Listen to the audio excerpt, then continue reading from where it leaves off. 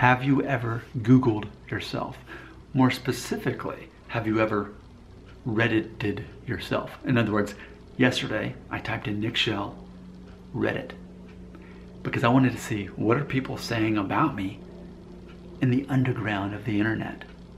And I did find this new little nugget about myself. I did not know this existed, and this is going back July 31st, 2018. So I don't know, 8-9 months or so, something like that. Here's what it says. If you Google Nick Shell and Reddit, this is something you'll find. It's a picture of myself from, I think that was, I'm trying to think of when that was. Was that like maybe a year or so ago? That's a picture of me.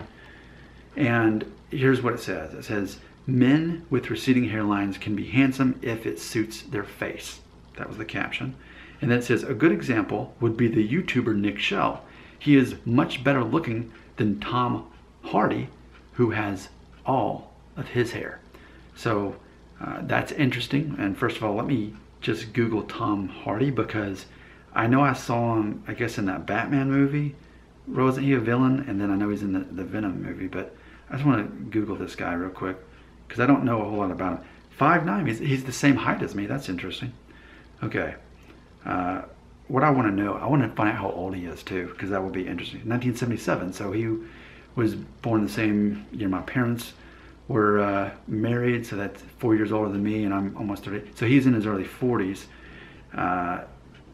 And I mean, just looking at the Wikipedia of him right here, there's his hairline, which who knows, his hairline may only be slightly better than mine by the time he's got the pomade and the time of hair. But either way, they're saying that noticeably if I were to look at this though, I would see this as, I'd say Norwood 1, and he's older than me.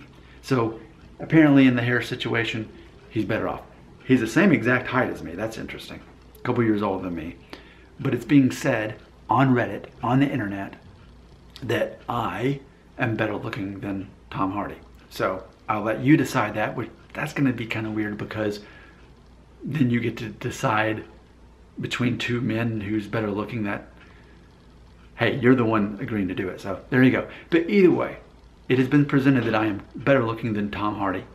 That's interesting, despite not having as good of hair as he does. So, I mean, it's Hollywood, so who knows who's had hair transplant, who knows who's had work done.